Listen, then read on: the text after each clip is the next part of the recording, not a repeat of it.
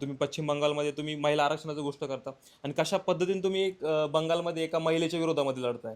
म्हणजे कालचं जर तुम्ही बघितलं असेल मीडियामध्ये, की कशा पद्धतीने ईडीचा वापर त्या ठिकाणी होतोय. ज्या काही यंत्रणा आहे ममता बॅनर्जींच्या, ज्या इलेक्शन लढण्यासाठी कोणत्याही पक्षाला लागत असतात.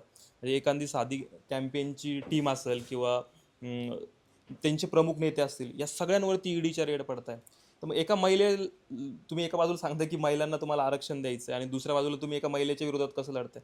तर एकंदरीत हे कॅम्पेन थोडंसं सक्सेस होताना आत्ता तरी दिसत नाही. म्हणजे याचे दूरगामी परिणाम काय होतील आपल्याला माहीत नाही. म्हणजे 16 एप्रिलला जे बिल आलं संसदेमध्ये आणि त्याच्यानंतर भारतभरामध्ये एक जे टूलकिट दिलं भाजपने, ते आपण बघतोय की आंतरराष्ट्रीय स्तरावरती जी भाजपची आत्ता गेल्या काय भाजपचे म्हणता येईल की नरेंद्र मोदींची जे इराण, इस्रायल आणि अमेरिकेतलं जे युद्ध सुरू आहे, त्याच्यामध्ये जी भारताची भूमिका राहिली, तर त्याच्यामध्ये एक नाचक्की भारताची झाली, इव्हन मोदींची झाली.